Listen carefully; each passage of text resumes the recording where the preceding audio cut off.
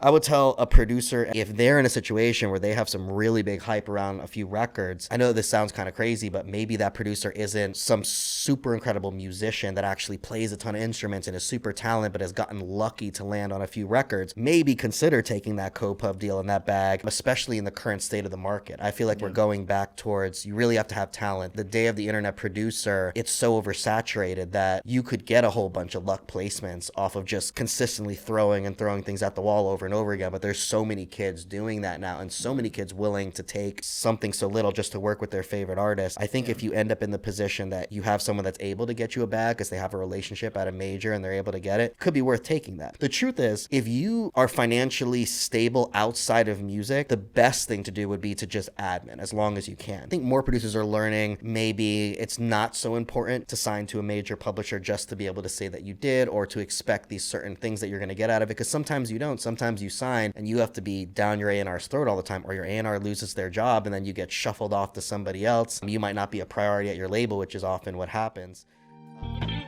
Calling back, got some keys.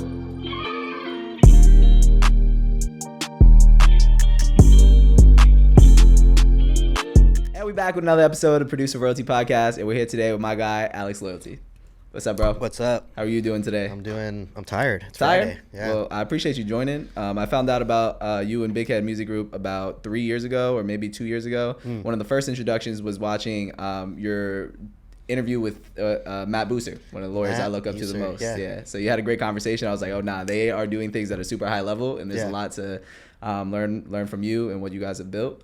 So I've been looking forward to this podcast for a bit. I was hoping to set it up. Awesome, man. That's cool. Yeah, we've been with Matt from the beginning, I think. From the beginning of the label. I think he's been with us from the very beginning of the launch of the label. So definitely like Hey Bighead Music, which was like our first artist signing arm, where we started signing artists. But we've been with Matt for actually, we gave Matt a chain. Like, he's like, oh, for real? He's Bighead Music for real. Like, he's down. Like, we when we started and launched the label, we got everyone their chains, and Matt got a chain. So he's got it. I love that. Yeah, you guys have done a lot. You obviously do management, done label services. You work with artists as well. You open studios and you do publishing. I want to start by talking about the publishing side of what you guys do. When did you guys decide to get into publishing, and what did that look like when you first started? Yeah, I get asked this question a lot, and it's actually funny.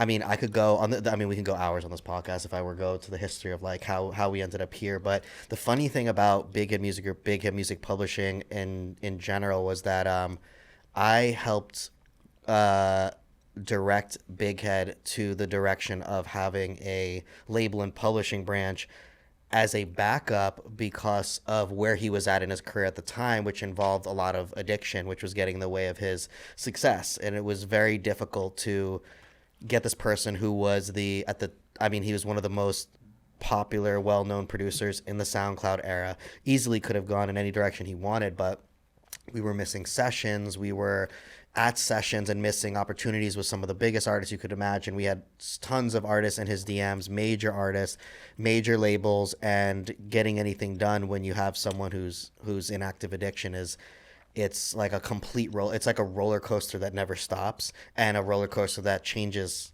constantly its direction. So my thought was, which I had experienced previously assisting over at Inzi Records, which I'm still I still have partnership and ties to, was to help this producer develop a record label and publishing branch, so that if in the time that I discovered him to maybe not be at his top of the game, that once he got through what he was going through, he'd come out on the other side with a label and publishing company. So I started that. It was more as a backup plan. Really?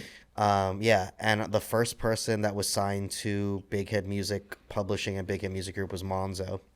And it went on from there and grew from there. So Bighead Music Group and Bighead Music Publishing was effectively a backup plan for if Bighead became, if it was too difficult with him in active addiction, that there was something that he could have that would survive. Why a backup plan, though? Did you not see it as something that was especially lucrative or guaranteed, or like why a backup? Well, it wasn't that I didn't see it as lucrative. It was that Bighead was my core focus. Yeah. So I was like, if because of the situation which he's in, which by the way, Bighead's 5 years sober and he's one of the most solid. I went probably from being like a leader in that to him being someone who I call for advice every single day. I call him for advice now instead of the other way around. Wow. He's like 180 isn't even the right term. There'd have to be a different term for how he is now. That's beautiful. But that being said, it wasn't that I didn't think it could be successful. I knew very well that it could be successful, but my focus was him.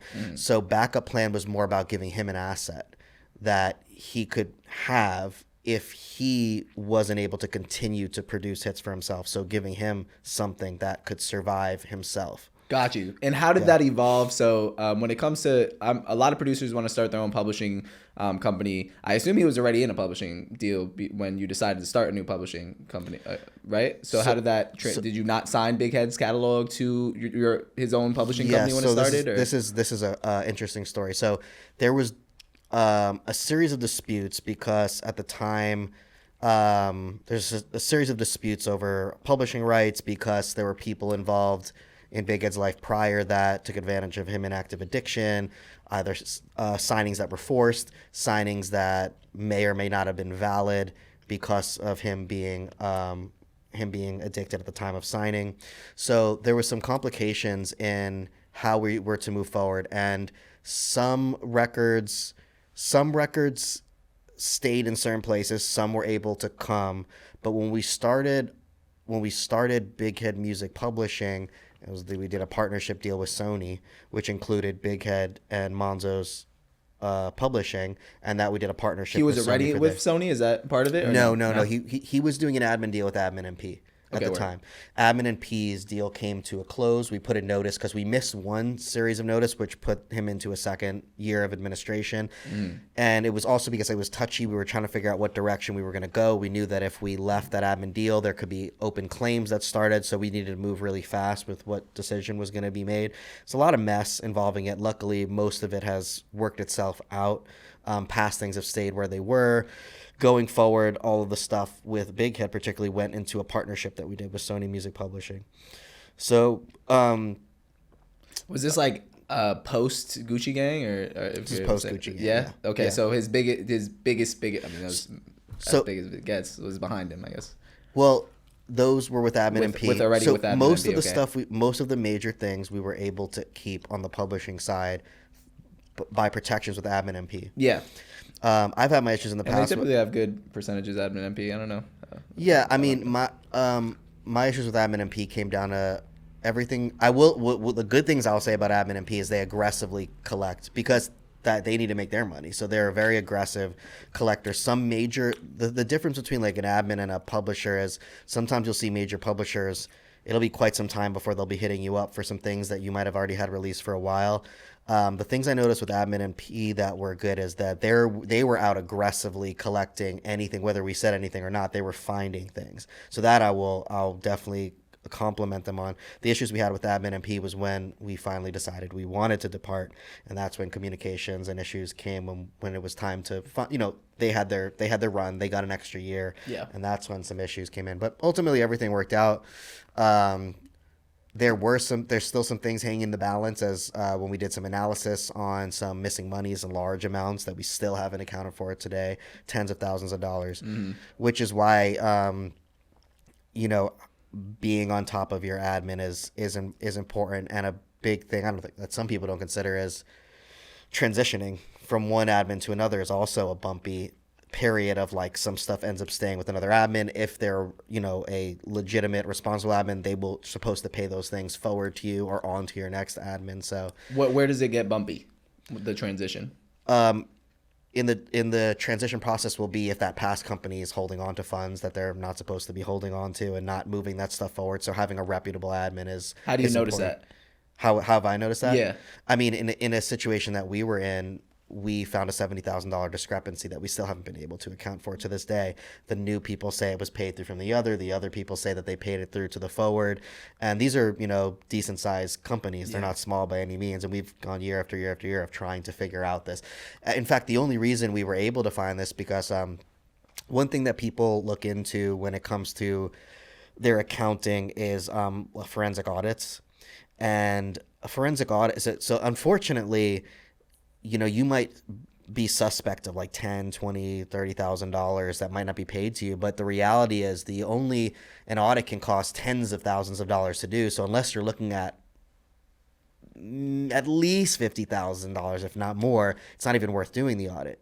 And that's unfortunate. $10,000 to $20,000 is a lot of money for people. So to be slighted that much money, but it not even being worth collecting, kind of sucks.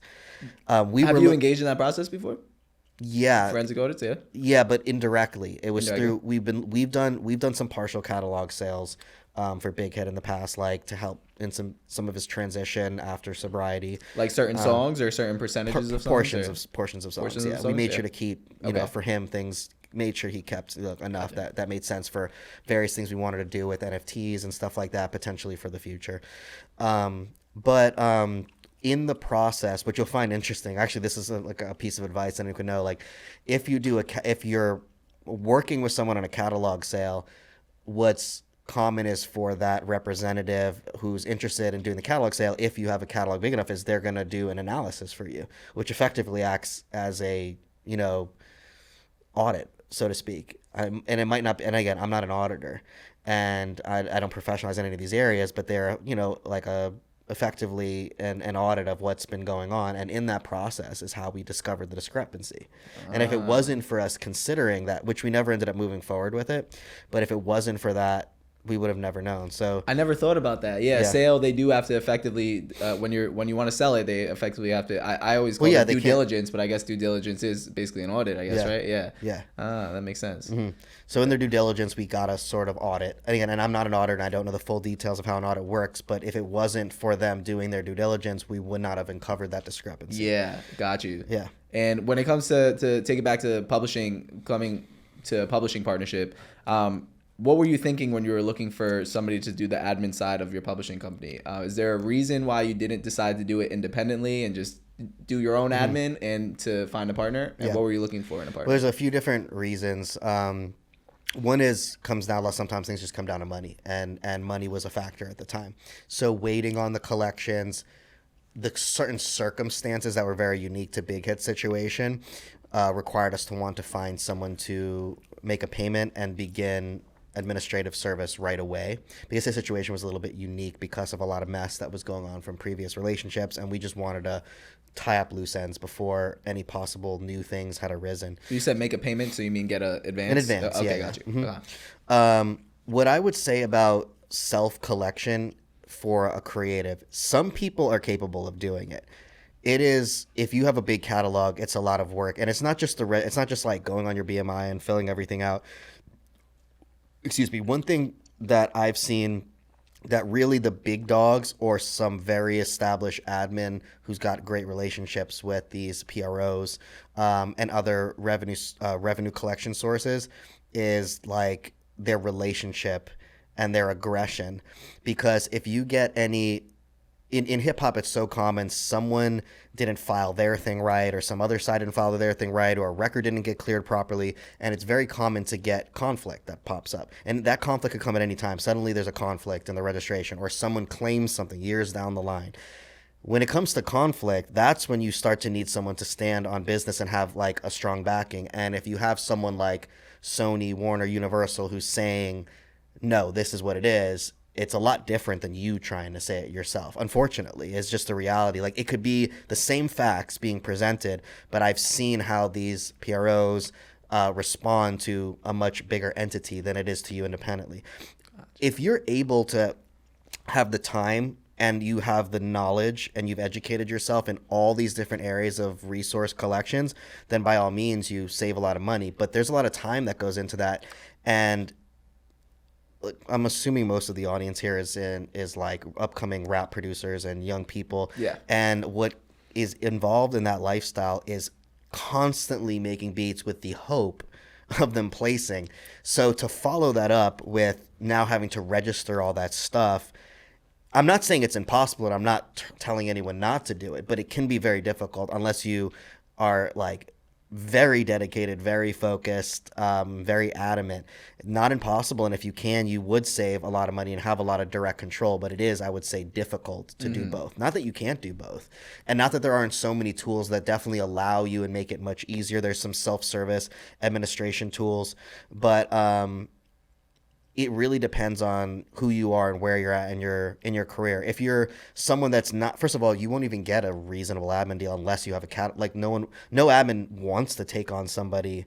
Like, you'll have admins that don't want, whether it's percentage based or not, they won't take on certain clients unless it makes sense, because it's a lot of time and effort for them to, go through all the work, especially if they're only getting like 10 or 20% out of it.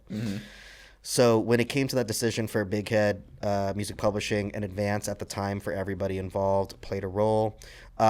We were developing a relationship at Sony with one of the, it's funny because around that time, Sony wasn't at first interested in doing a deal with Bighead because of, there were a lot of people that didn't want to because of where he was, what they perceived him as. And once he got sober, a lot of people started changing and coming back around, and that's when we got like a Sony offer again. So we wanted to be, at the time, get that good advance. Here's another thing that a lot of producers don't think about, and everybody gets so obsessed with this idea of, oh yeah, if you take that bag, that's a loan, you got to pay it back.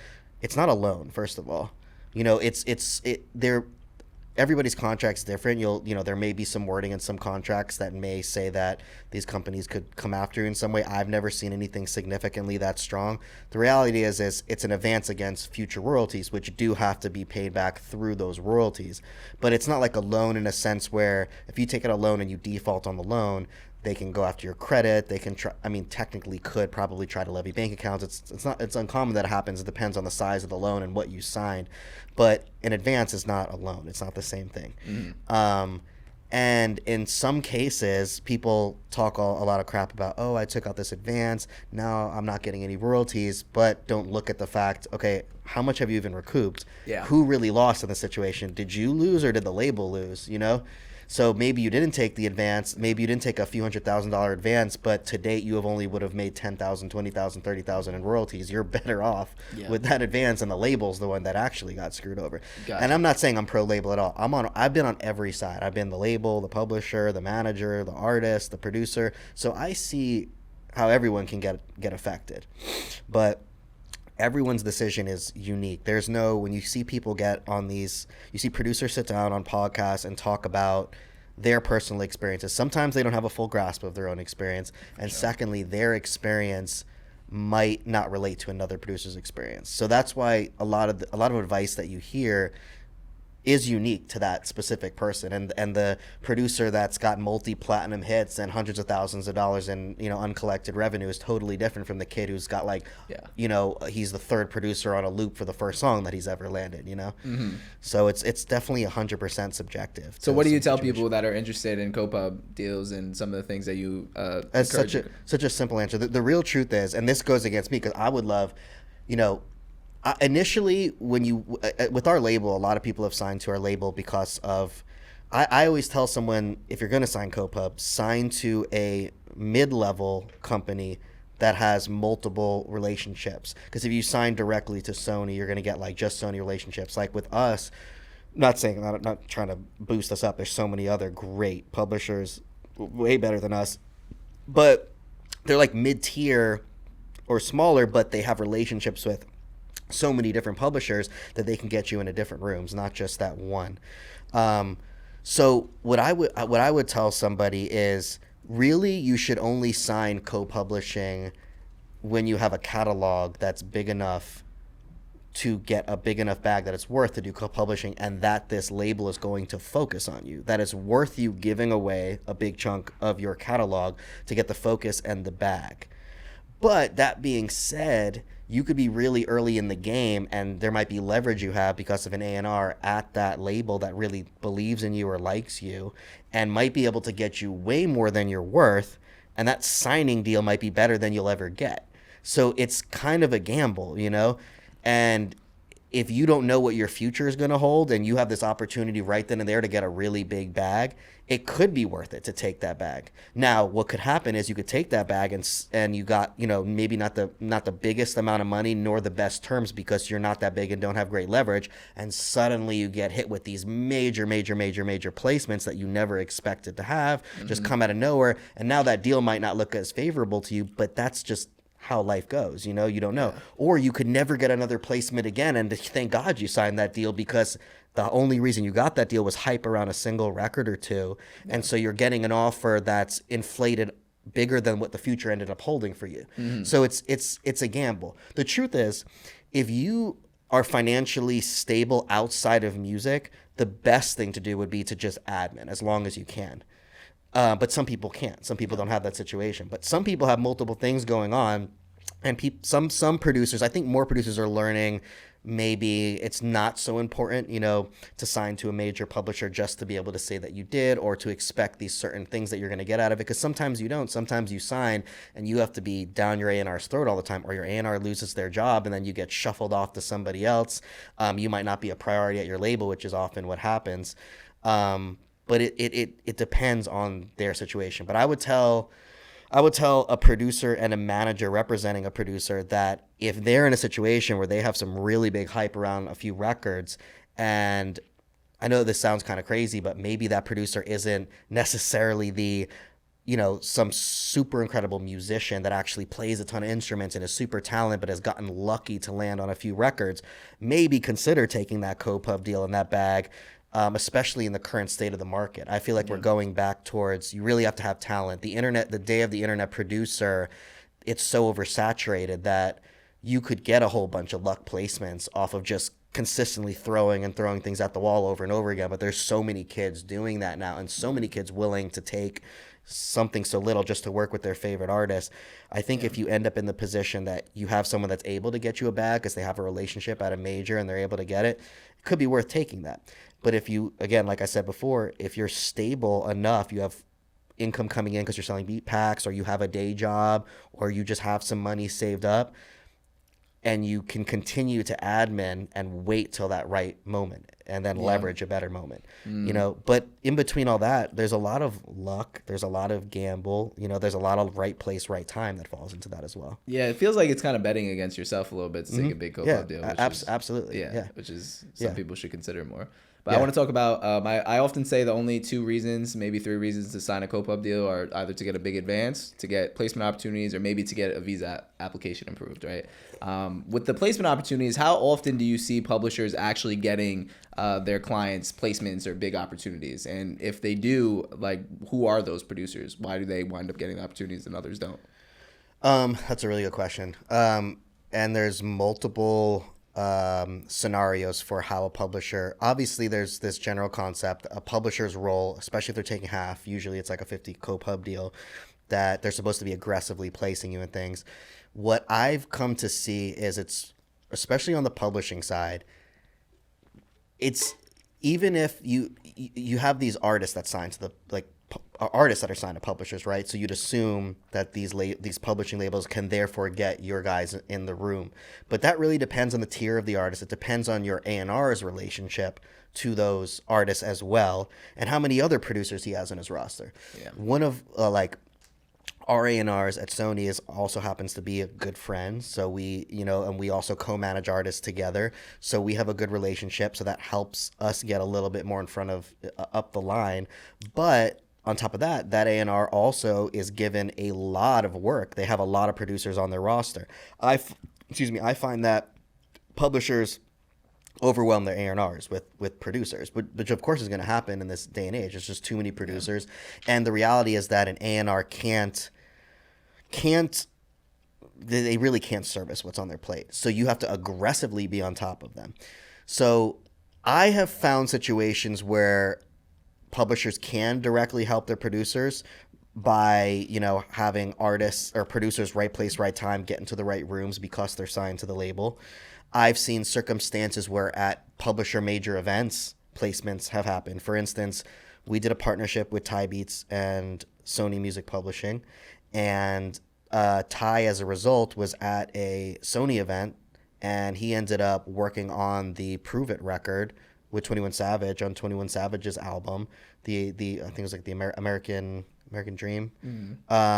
And that came in inadvertently through our A&R and another A&R there, making sure that he got in the room, and then that ended up happening, being with the right producer at the right time. So that worked out. And there's other stories that we have like that. But I think an issue that producers are going to have is, especially if you're not some major producer, is speaking up for yourself, especially if you don't have a manager, or if you have to make sure your manager's aggressive and speaks up for you. Producers are known sometimes being the nerdy guys, being quiet, and I think it's knowing when to speak up for yourself, how to do it so you're not being annoying or harassive, and holding your A&R accountable in a respectful way without being a dick, What are some things you would say as a producer to speak up for yourself when in a publishing relationship? Yeah.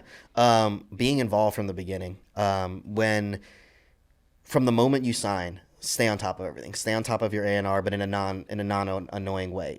Say like, hey, can we do? I don't want to bother you every single week, but can we do a bi-weekly meeting? The worst thing that you can do, which I've seen happen, is producers get all hyped off their deal, get their money, and start to slow down and lose their relationship or their communication with an A&R. He gets filled up with new things. You become on the back burner. And then down the line, you're like, I don't know, a year or 2 years later, when that money's run out, you're like, damn, I need to try to figure out ways to get more placements. Getting the attention of your A&R after that's going to be difficult. Not that they're not supposed to, but it's like anything else, like start the relationship from the beginning with good communication, consistent good communication. And the reality is you have to work your relationships. Even though you're signed to them and they're supposed to do these things for you, you have to work them. And I heard it best from it was a few years ago at a Sony it's the annual Sony it's a big Sony. It's not a camp. It's like a Sony convention that we do like every year, and I was very moved by something that Big John had said, and he said something I was surprised how honest he was. But because usually these labels just say, yeah, we're gonna do everything for you, whatever you want. But he was really honest. He said, look, I know you sign to Sony, you sign to us, you get your money, you expect these placements, but what you're going to get is what you put into the situation. That's why we have these things. If you're showing up to these events, if you're on top of your A&Rs, that's when you'll get your opportunity. It's not like you just signed to us and just like everything's going to be done for you. And I appreciated that honesty from him, because I think everyone in that room needed to hear that reality, because that's how you get something. And that also keeps your A&R on their toes. You hold them accountable for things as well. Gotcha. Yeah. Makes a lot of sense. That was super helpful with publishing, bro. I love these conversations so much. I want to talk about some alternative revenue streams as well that you guys have maybe developed. I know the first thing that a lot of producers and managers get into is publishing. I think maybe, sometimes they get into distribution, sometimes they get into studio stuff. What was another alternative revenue stream besides publishing that you guys had a decent return on? Is it something that you would recommend? Talking to the average producer, here's the first thing. If you do get a big advance from a label, put it into something unmusic related. Get property, depending on how much money you have, a bit. I know this is, and again, I'm not a lawyer, I'm not a business manager, so disclaimer against like some advice that I would say, but some people get business managers, I think, early. Like I personally believe you need a certain amount of money to get a business. A business manager can take up to like an additional 5%. And if you do get that business manager, then they should be working the money that you get. But a lot of producers, I don't think, are getting the same amount of money they used to get. And I don't know if necessarily if a business manager in the beginning might make sense for them. It depends on how they are with money. Maybe it does make sense for them to have a business manager. But I would say the first thing, if you're saying what else to do to diversify your income, unmusic related, if you do get an advance, immediately put that money into some other type of investment. Immediately put some percentage of it into savings, into buying real estate, I have no specific advice on what to invest your money in, but do not go and just start spending all that money on cars, all these flashy things. I can say with where we're kind of at in music now, the reality of any business that you're in is that it's nice to show up in a decent car to things so people take you seriously. It's nice to show up in decent clothes so that people look at you with respect, clean cut, have some cool things, so that, because in the game of rap, that does play into the culture of things.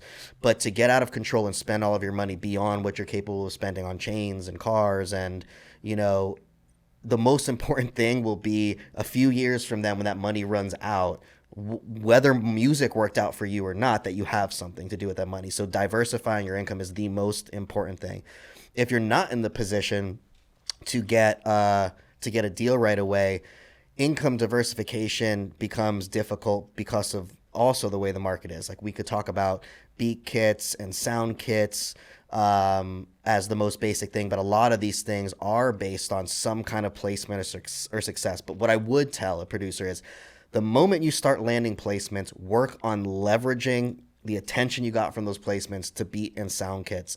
What I will say about placements, unless you're directly connected to the hip with an artist that's constantly putting out music, and even that doesn't guarantee you placements forever, because the real reality, and I've seen it so many times, no matter how much your artist is your homie, they can get big and move on to another sound. Unless you are some master composer that's going to be able to switch up any sound, you might be your homie's producer from the beginning, but if that artist gets super big and grows beyond you, it's not even about being disrespectful or a dick. I mean, I think the truest way would to keep a homie that's your producer on is have them play some kind of consistent role in picking things they think that could be good for you, but that doesn't always work out, is to immediately start using any attention you get towards beat kits, sound kits, merchandising, anything that you can do, and let those dollars stack up. It's not going to be a guaranteed thing. Like, even where Bighead's at right now, dropping a sound kit does not guarantee some kind of massive creative success. But the thing I'm pushing producers to do now, build a relationship with an artist and put out producer projects with those artists that you hold the master rights to, because you never know when those might come back and start generating revenue. Consistently dropping projects. If that artist can't afford beats, get swaps. Like, right away, get swaps from them so that you can start putting out music and branding yourself to diversify. The thing about diversifying income as a producer, unless you have a name for some placements out, it is hard to then use that name to sell other things. But if you do it right away. I have producers that are signed with us that, don't take that advice, and like, there'll be a wave that they have where they could make all this additional money and then they lose out on it. Then they go wanting to do that stuff when they're in the lower part, like, and it's like, you don't have the attention on you right now. So when you have the hype, you have to seize the hype. You have to seize everything about the hype. And the most important thing a producer needs to know is that hype can come and go, and it could go forever. It could come back in a year, but you need to seize the hype. I think I see so many producers that think that they land this placement, that's it, they're done, they're good forever. I've had producers literally tell me, oh, I'm good, like, I'm good for life, right? And it's like, Gucci Gang doesn't pay. Gucci Gang is on the billionaires list for videos. Like, these producers don't get, like, you're not the artist and you're not the label, so you're getting this little percentage and you're publishing, and even a song that has hundreds of millions of streams is not going to survive you forever. You have to keep stacking catalog, because a song does this, it goes up and then it goes down and then it stables out. So you need to stack up that many waves of income until you have so many records that low is what matters. Yeah. And you'll see that if you go to catalog sale, that's what they look at. They're like, okay, what's this going to do after? Like, what? So they look at like 3, 5. They're getting better because data, like, with the amount of data that's out there, they need less and less and less information.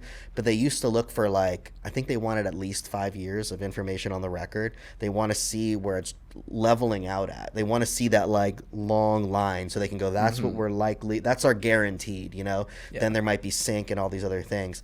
So an artist sees their first year of their BMI checks and their royalties, and they just think that's forever or something. Like, that's just the first year, then the record goes down, So unless that record has unless you have a Christmas special song, that every year it's going to just go around, like, there's no name a song like that. There's only a few that you can especially in hip-hop, too. Especially in hip-hop, yeah. They go so quickly. Yeah, they come and go. So you need to keep stacking your catalog up and up and up. What about owning and running studios? Has that been something that was worth the time for you guys? And studio running is very, very stressful unless you have, so it can be, I would say, for a producer, if you focus less on if you leverage some of your placements into getting some plaques on your walls, right? Like, someone who I really respect for doing this, honestly, is DJ Flip. DJ Flip? Yeah, he probably used up the market for this, but, like, smartest to do it. Like, there's all these kids out here placement chasing all day, and this dude is making millions just, like, ClickFunnels for beats and music videos. Like, that's leverage. He leveraged a few placements and made more than so many producers with 10 times, 50 times the amount of placements. They're placement chasing, and they look really cool, and they got all these plaques, but they're getting, maybe they're getting a fee, and then they're waiting for recoupment on the royalties. The publishing might not be enough, but this guy's managed to create, these formulas that he keeps finding new formulas to build. So that's something that's really interesting. We're planning on having him on our podcast, and he's, producers have to get, especially where we are now, like there's certain things that are looked at as like, I don't know, taboo or like not cool to do, but it's like feel that way for a few years until you're like not making any money, and then you're like, damn, I should have hopped on those opportunities, Yeah. So is it, what goes into running a studio that a lot of people so going back consider? to the studio. Yeah. Okay, so what I would say if you were a producer is that, and you had a studio, a producer should learn to engineer, hands down. That's going to help you get so many more placements. And if you're already able to cook, you can learn how to engineer. You can learn at least the basics of engineering. This will help you get so many more placements. Now, if you're a producer, engineer, running your own studio, there's a lot of artists that they might not be the biggest artists, but there's lots of guys who are hobbyists in music that love music. Rappers that might not be doing the craziest numbers of streams, but you might be able to work out a package for them, engineering, beats, studio time, and you could live good off of that. You might be giving a lot away, and these might not be the biggest artists in the world, but if you have a couple plaques on your wall from a few placements, it's a great pivot to make consistent money. And then I would say, if you were to do that, if you have the money, would be to buy the studio, not rent it. So all the money you're making goes into the equity of your property, and you're not throwing it away at rent. That should be anybody's goal. Yeah. I find that we've done, we've worked with different studios throughout our time, and running studios is like a full-time job in itself.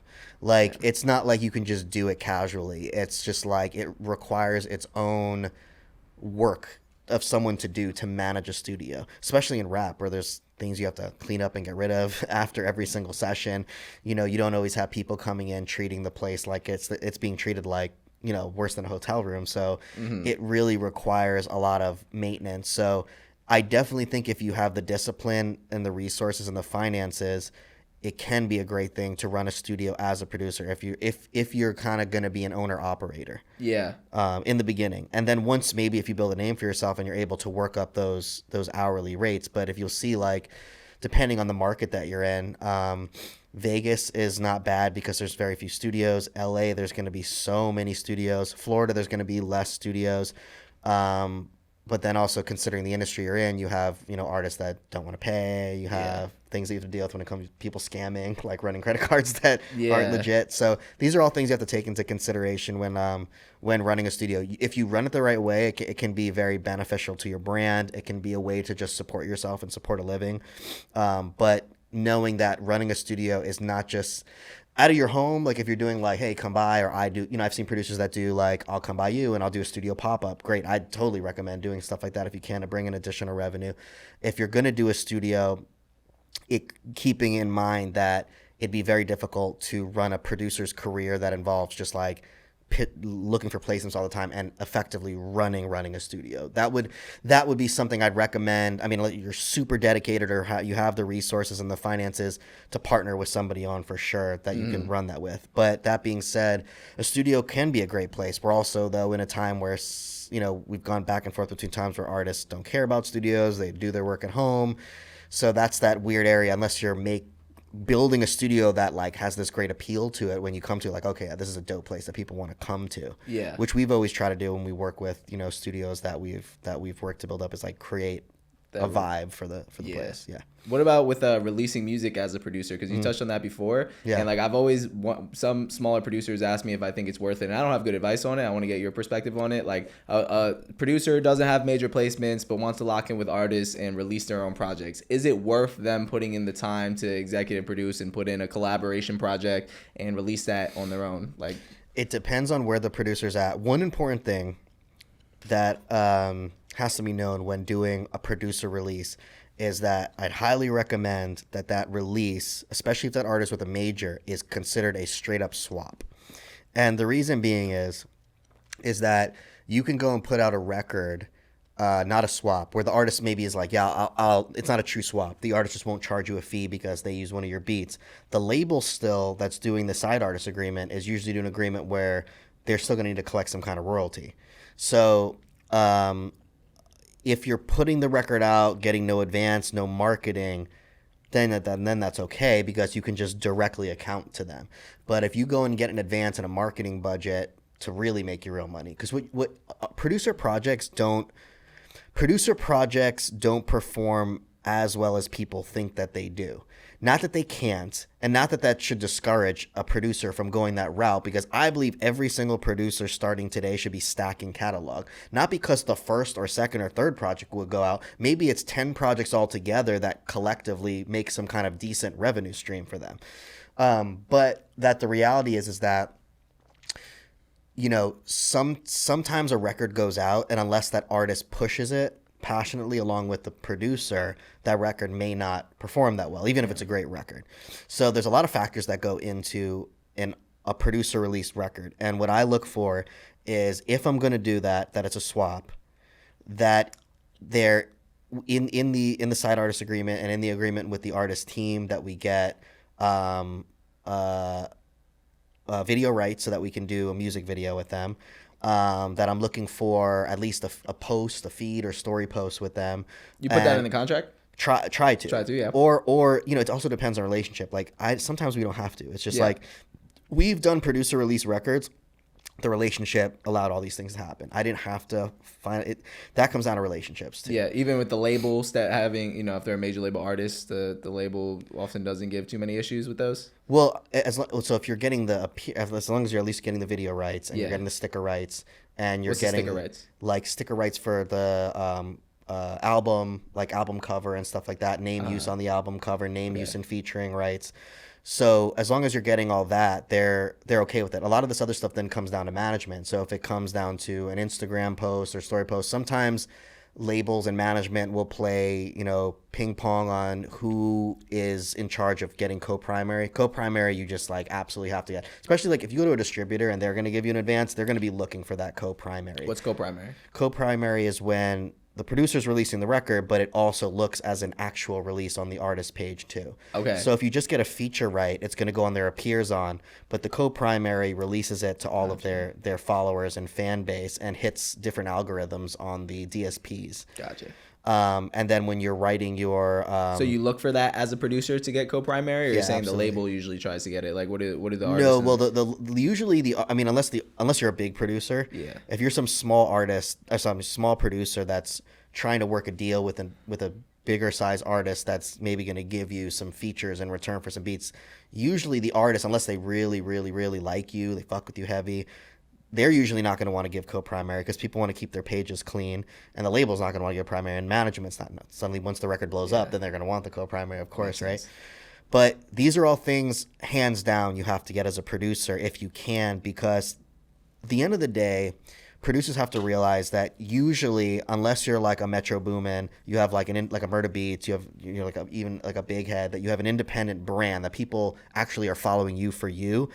They're not excited per se. This is just being honest. You have to build yourself to the point that people are looking for your releases. Like people get excited for Khaled releases. There's so many people that make fun of, like, for years I've followed Khaled's career forever. I'm from South Florida.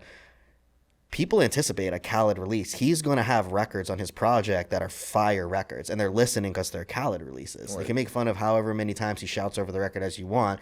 If Khaled drops an album, it's going to have fire records on it that he's put together that come from his years of relationships and hounding down the executives and the lawyers to get that project to come out and to champion that project to the finish line.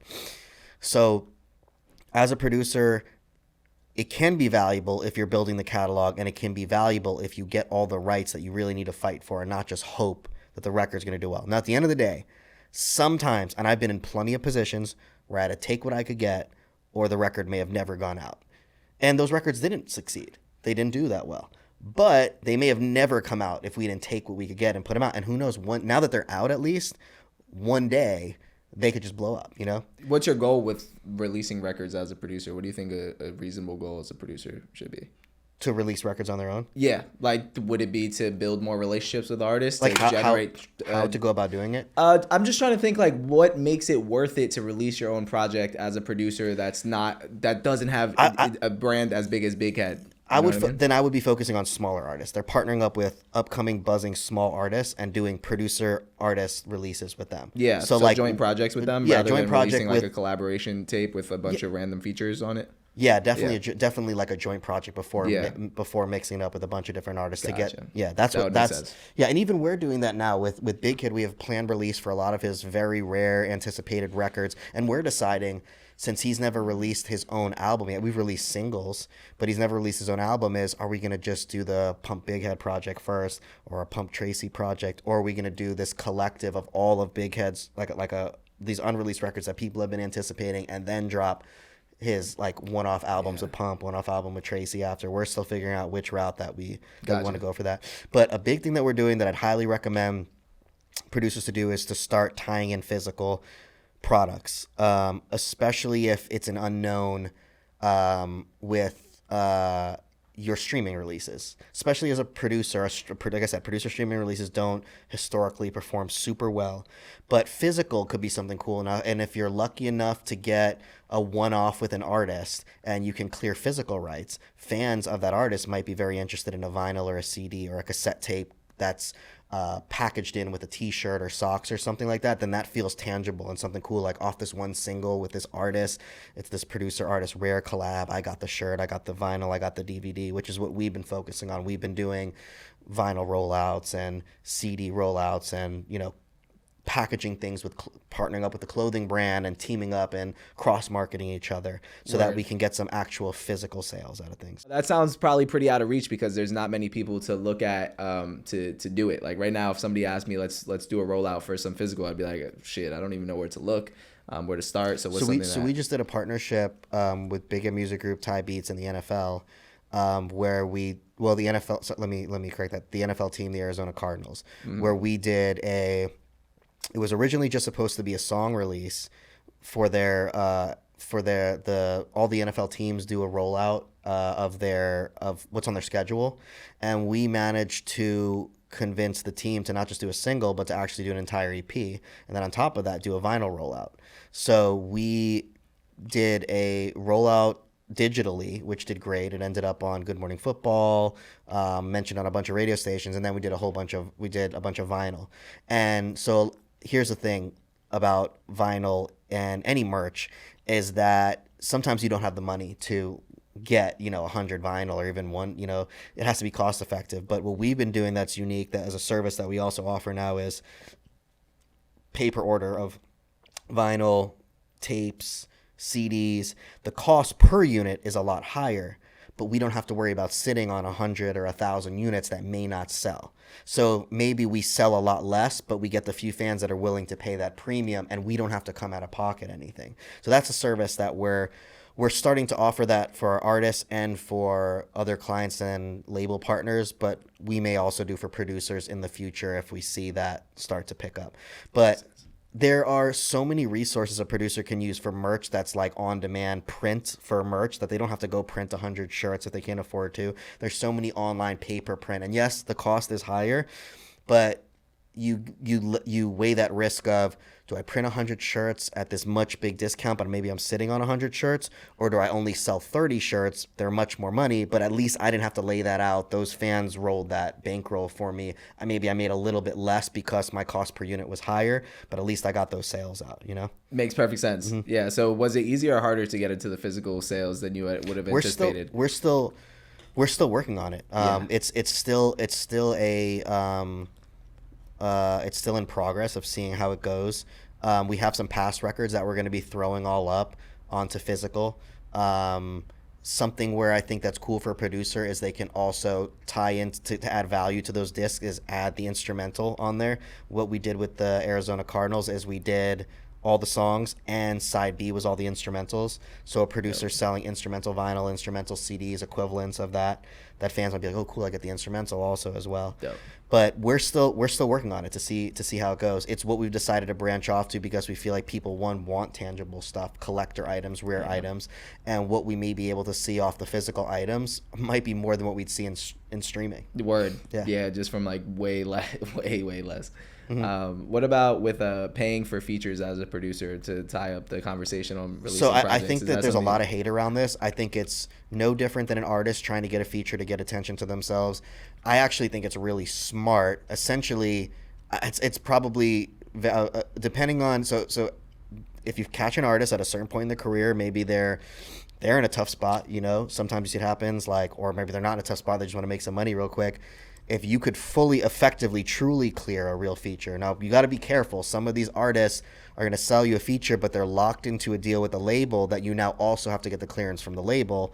You want to make sure that that is fully cleared. But I think it's a very smart idea.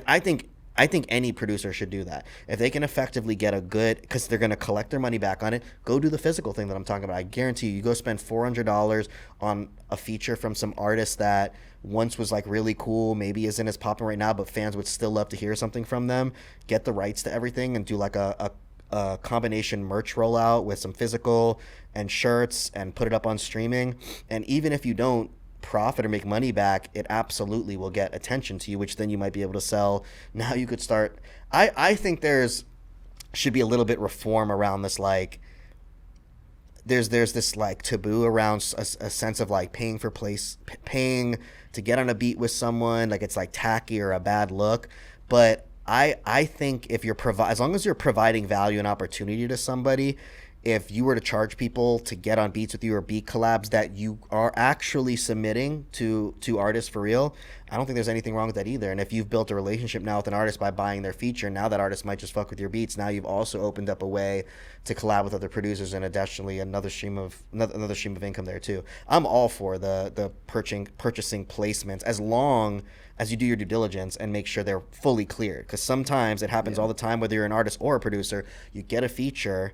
And yes, the artist is paid, but that artist might have an obligation to a label who might then say, no, that can't go out. So as long as it's done the right way, I think it's a great way to bring attention to yourself as a producer. Yeah, you're bringing a lot of attention to stuff that is controversial, but there's a place for it. Yeah, and you could do that until you build an album and put out an album as a producer, Yeah. Last thing I want to ask you before we wrap up is on the live stream you did with Booster, you talked about how if you don't get a upfront fee, then you could get a higher master royalty, right? And you could look at it like a sliding scale. So Yes, I'd love absolutely. you to repeat that thought for our audience as well, too. Yeah, that's actually a really important thing that I feel like more labels need to really accept, lawyers need to accept. There's kind of this just accepted thing for producers, but I think producers absolutely need to put their foot down, and there's no reason this can't be done.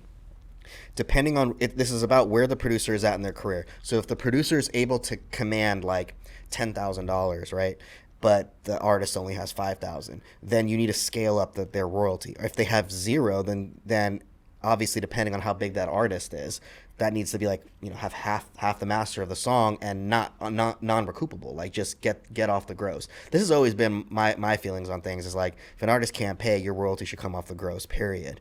But yes, to reiterate this, essentially everything should be on a sliding scale based on your value of where you're at in your career. So if you're at your value in your career is $1,000, but the producer only has $500, cool. They need to up your royalty and maybe even consider non-recoupable, not waiting for marketing to recoup. It depends on the situation and how much less that they're giving you.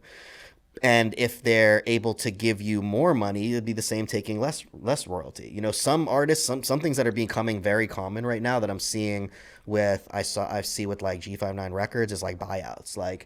They'll give a really big bag, but they want everything. I'm seeing that more and more. Some artists are just they don't even want to deal with accounting or the publishing or the splits. They'll just buy everything out, just a work for hire type situation. But then, of course, the money has to be significantly higher for that to make sense. But yes, for every producer should know if someone can't meet not what your expectation are, but what your actually worth is, and they don't have the money, then they need to consider upping your royalty based on the reduction they're giving you in the fee. And if there's no fee, it needs to be if there's no fee, there needs to be a significant increase in royalty, and then not based on recoupment, meaning you're not waiting for any marketing to come back. You're running the risk like an investor with them that you didn't even ask to be a part of. These are my personal feelings, and I've had these talks with Adam and Matt, and they understand what I'm saying. It's just a hard fight in the industry to give value to the producer for labels to see that, because at the end of the day, especially in rap, the truth is, unless you have true musical talent, there's a lot of kids that are pushing their way into being producers and loop makers, and a lot of these labels look at it like there'll always be another one. So I've been working on creating reform in the producer world so that there needs to be a new standard for producers. That makes sense. The sliding scale thing needs to be a lot more understood. But that only works, producers, is if all of you stand on this, because every time a new kid that's like a 15, 16, 17-year-old kid comes into production, his most excited thing is about landing with his favorite artist, okay? And I could understand that because I did music because I loved it. I could have been a doctor, a lawyer, but I liked music. I would make way more money and have way less stress doing something. And if you learn from real business geniuses, they'll tell you the jobs that no one wants will pay the best. But if you want to be a music producer, and so do so many other kids, there's always going to be someone willing to undercut you. And it might be okay in the beginning when you're living with your parents or you're working a side job, but once you start getting consistent placements and now you're quit your side job and you're just focusing on music, then you start to realize this shit and you go, fuck, bro, like, what the fuck? I need to make this amount. And there's always some kid that's willing to take nothing that's ruining the business. And now you're looking back realizing, oh, okay. So the only way for this to work is for producers to come into this and kind of stand on a similar principle together. Otherwise, it's going to be an endless repetition of the same thing. And that's not going to Beautifully change. said, bro. Yeah. That's really why I started this podcast, was to try to level the playing field and make sure that everybody has at least some type of similar understanding or access to the information that will allow that to happen. So thank you so much for this conversation, bro. This was genuinely my favorite conversation I've had. That's awesome. Like, genuinely my favorite conversation I've had on the podcast, bro. So I appreciate you. Yeah, for sure, bro. Thank you you. guys for watching, Yeah. and we'll see you in the next one.